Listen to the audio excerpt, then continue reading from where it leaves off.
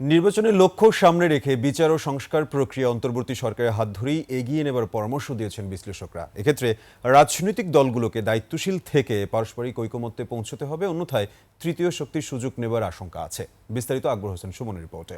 জীবন অবাক না করলে কে করবে? 28% মিল্ক ফ্যাটের অবাক করার সাথে ফ্রেশ মিল্ক পাউডার। জীবন অবাক করুক প্রতিদিন। 5 আগস্ট পরবর্তী রাজনৈতিক পরিবর্তনের ধারাবাহিকতায় ফ্যাসিবাদ বিরোধী ঐক্য অনেকটাই দলীয় মতাদর্শেই বিভক্ত হয়েছে। জুলাই অভ্যুত্থানের ইস্যু, বিচার, সংস্কার এবং নির্বাচন সবগুলো একই রেখায় অবস্থান করায় পরিস্থিতি হয়েছে ঘোলাটে। সম্প্রতি কয়েকজন উপদেষ্টাদের লাগামহীন বিভাজনমূলক বক্তব্য আর রাজনৈতিক দলগুলোর মধ্যে মতৈক্যের ফাটলের মধ্যেই খোদ প্রধান উপদেষ্টার পদত্যাগ ইস্যুটি নতুন করে নাড়া দিয়েছে। দলগুলোর নিজস্ব দাবি দেওয়া নিয়ে মাঠ দখলের তোড়জোড়ে ঐক্যের সম্ভাবনাও প্রায় উধাও।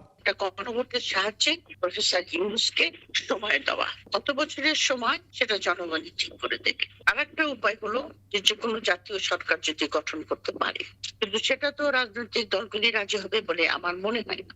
তবে সংকটের কারণে আবার প্রত্যেকে তাদের সীমারেখা সম্পর্কে ওয়াকিবহাল হয়েছেন। বিশ্লেষক আশা করেন আলোচনা করে রাজনৈতিক দলগুলোর মধ্যে সৃষ্ট বিভেদ ও অনৈক্য আস্থায় ফিরিয়ে আনবে সরকার। যতদূর সম্ভব ইউনূসকে গ্রিপের মধ্যে রেখে, তাকে নিয়ন্ত্রণের মধ্যে রেখে তারা ইলেকশনটা করিয়ে নেওয়া, কিছু সংস্কার করিয়ে নেওয়া, কিছু বিচার কার্যের কিছু অগ্রগতি করিয়ে নেওয়া করলে আমার মনে হয় যথেষ্ট। প্রাইম ইস্যু ইজ ইলেকশনটা যদি আপনি তাড়াতাড়ি ঘোষণা না করেন তাহলে কিন্তু পরিস্থিতি অন্যরকম হয়ে যেতে পারে। অনৈক্য থাকলে তৃতীয় পক্ষের সুযোগ নেওয়ার আশঙ্কা রয়েছে বলেও মনে করেন এই বিশ্লেষক। আলোচনাটার মাধ্যমে প্রত্যেকের সীমারেখাটা বুঝতে পেরেছে যে আমার এখন বিরোধী দলগুলো বুঝতে পেরেছে যে তারা যদি এরকম তাদের মধ্যে যদি অনৈক্য থাকে তাহলে এটা দেশের জন্য ভালো হবে না, তাদের নিজেদের জন্য ভালো হবে না, এবং এটার সুযোগ নেবে অন্য আরেকটি পক্ষ। বিভেদ বিতর্ক এড়াতে নির্বাচনকে অগ্রাধিকার দিয়ে বিচার ও সংস্কার এগিয়ে নেওয়ার পরামর্শ বিশ্লেষকদের।